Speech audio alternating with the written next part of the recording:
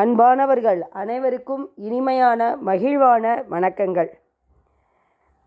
மார்கழி மாதம் 17ஆம் நாள் திருப்பாவை திருவம்பாவை கேட்டுக்கொண்டிருக்கின்ற அனைத்து அன்பர்களும் நலமாக சுகமாக பகவானின் அனுகிரகத்தோடு வாழ்வாங்கு வாழ்வார்கள் என்பதில் சந்தேகம் கிடையாது.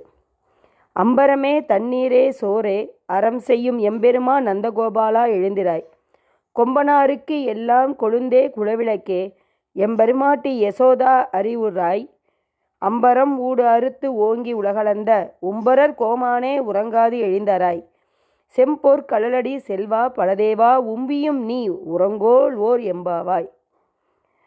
இப்போ அம்மா எங்கே வந்துட்டாங்க கோதநாச்சியார் அப்படின்னா நந்தகோபருடைய மாளிகைக்கு வந்துட்டாங்க. இந்த பாசுரத்தில் நந்தகோபருடைய திருமாளிகைக்குள்ளே சென்ற ஆண்டாள் நாச்சியார் நந்தகோபரையும் யசோதை பிராட்டியையும் பலராமனையும் கிருஷ்ணரையும் உறக்கத்திலிருந்து விழித்து எழ திருப்பள்ளி எழுச்சி பாடுகிறார். இங்கே ஒவ்வொருவரையும் எழுப்பும் போதும் நல்வார்த்தைகள் சொல்லி அவர்களின் பெருமைகளை சொல்லி எழுப்புகிறார். இப்போ பார்த்தீங்கன்னாங்க நந்தகோபர் எப்படி அவருடைய குணம்னா நிறைய தான தர்மங்கள் செய்வாராம். கணக்கில் அடங்காத அளவு துணிமணிகள் அன்னம் தண்ணீர் என்று தானம் செய்கிறார். அதனால்தான் அம்பரமே தண்ணீரே சோரே அறம் செய்யும் எம்பெருமா நந்தகோபாலா என்று அழைக்கிறார் ஆண்டாள் நாச்சியார். ஆடைகளையும் அன்னத்தையும் குளிர்ந்த நீரையும் தானமாக தரும் நந்தகோபனை எழுந்திராய், கொடியிடை கொண்ட பெண்களுக்கெல்லாம் முதன்மையானவளை. பெண்களுக்கெல்லாம் முதன்மையானவனா எப்படியாப்பட்டவ அவ? யசோதை கிருஷ்ண பரமாத்மாவை வளர்த்தவள் சாமானியப்பட்டவளாக இருக்க முடியுமா? ஆயர்குடி பெண்களில் கொழுந்து போன்றவளை, எங்கள் குலத்தை விளங்க வைக்க வந்த குலவிளக்கே, எம்பெருமானின் மனைவியான எம்பிராட்டியே யசோதா நீயும் எழுவாயாக.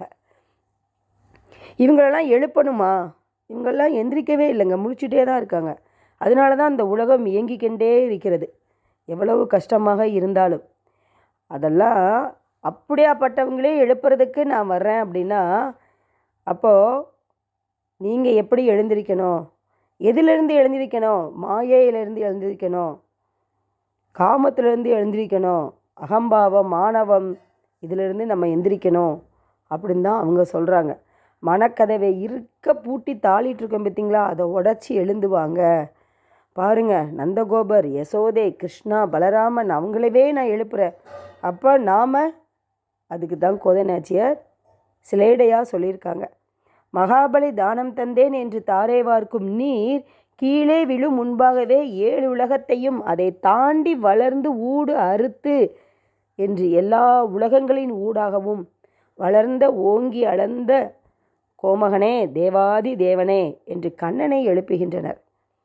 செம்மையான உனது பாதத்தில் பொற்கழலை அணிந்த செல்வனே பலராமா, நீயும் உன் தம்பி கண்ணனும் இனியும் உறங்க வேண்டாம், எழுந்திருப்பீராக என்கிறார். பலராமன் கண்ணனுக்கு இந்த பிறவியில் அண்ணனாக பிறந்து விட்டதால் கண்ணன் அவனிடம் பவ்யம் காட்டுகிறான். அதனால் பலராமனை கட்டி அணைத்து தூங்குகிறானாம்.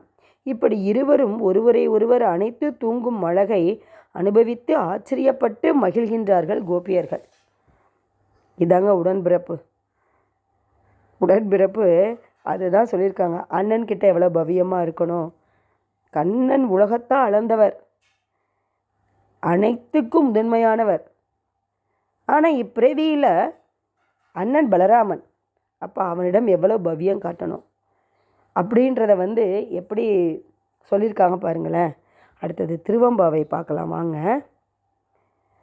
செங்கணவன் பால் திசைமுகன் பால் தேவர்கள் பால் எங்கும் இலாதோர் இன்பம் நம் பாலாதா, கொங்கு உன் கருங்குழலி நந்தம்மை கோதாட்டி, இங்கு நல் இல்லங்கள் தோறும் எழுந்தருளி செங்கமல பொற்பாதம் தந்தருளும் சேவகனை, அங்கண் அரசை அடியோடு இங்கு ஆரமுதை நங்கள் பெருமானை பாடிநலம் திகழ பங்கைய பூ புனலும் பாய்ந்தாடேல் ஓர் எம்பாவாய். அதாவது இங்கே பாருங்களேன், இங்கே திருவம்பாவையில் வந்துட்டாங்க பாருங்கள். ஹரியும் அரணும் ஒன்று அறியாதவர் வாயில மண்ணுங்கிறாங்க. இப்போ மாணிக்க வாசகர் இங்கே யாரை கொண்டு வந்திருக்காருன்னு பாருங்கள்.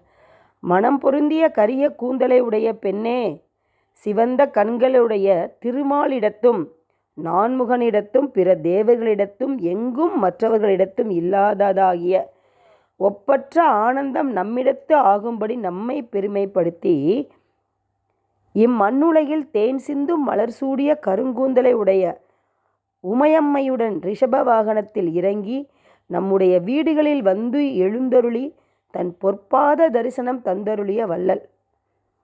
தேவாதி தேவர்கள் சிவபெருமான் அம்மையப்பனுடைய வரவை பார்த்துக்கிட்டு இருக்காங்க. பெருமான் காத்துக்கிட்டு இருக்கார், பிரம்மன் காத்துக்கிட்டு இருக்காரு. இவ்வளவு பேரும் காத்துட்ருக்கக்கூடிய இச்சூழலில் நம்மளை தேடி அம்மையப்பன் ரிஷப வாகனத்தில் வந்து நம்ம வீட்டில் வந்து எழுந்து அருளை வந்திருக்காங்க. மார்கழி மாதத்தில் பிரம்மமுகூர்த்தத்தில். பெண்ணே, அந்த அருள் கனிந்த திருக்கண்களுடைய அரசனை அடிமைகளாக்கிய நமக்கு தெவிட்டாத தெளிந்த அமுதமானவனை நம்முடைய சிவபெருமானை பாடி மங்களம் பெருகி விளங்க தாமரை மலர்கள் நிறைந்த இந்த நீரில் பாய்ந்து நீராடுவோம் என்கிறார் மாணிக்கவாசகர். வாங்கம்மா, நம்ம அம்மையப்பன் ரிஷப வாகனத்தில் வந்துடுவாங்க. தெல்ல தெளிய தெவிட்டாத அவருடைய நாமத்தை நம்ம சொல்லணும். அப்போ நம்ம வந்துங்க தாமரை மலர்கள் நிறைந்த அந்த குளத்தில் நீராடுவோம் என்கிறார்.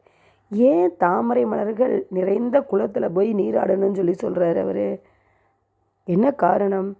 நிறைய இதில் உட்பொருள் இருக்குங்க. இந்த சம்சார பந்தத்தில் தாமரை இலை தண்ணி போல் இருக்கணுமா. தாமரை இலையில் தண்ணி பட்டும் படாமையும் இருக்கும் ஆனால் ஒட்டாது. அதுபோல் இருந்தால்தான் இறைவனை நாம் அடைய முடியும் என்கிறார். அவ்வளோ பெரிய விஷயங்களை எம்பிட்டு அழகாக சொல்லியிருக்காங்க பாருங்களேன். இதை நாம் புரிந்து கொண்டோம் என்றால், இறைவனின் நாமத்தை எப்பொழுதும் ஜெபித்து கொண்டிருந்தால் வாழ்வில் என்றுமே எந்நாளுமே சுகமே இன்பமே பெரும் பேற்றை அடைந்தவர்கள்தான் நாம் என்று கூறி, ஓம் நமோ நாராயணாய நமக, ஓம் நமோ நாராயணாய நமக, ஓம் நமோ நாராயணாய நமக. திருச்சிற்றம்பலம். ஓம் நம சிவாய, ஓம் நம சிவாய, ஓம் நம சிவாய. தென்னாட்டுடைய சிவனே போற்றி, எந்நாட்டவர்க்கும் என் இறைவா போற்றி போற்றி. வாழ்க வளமுடன், வாழ்க வையகம். மீண்டும் உங்களை சந்திக்க வருகிறேன். நன்றி, வணக்கம்.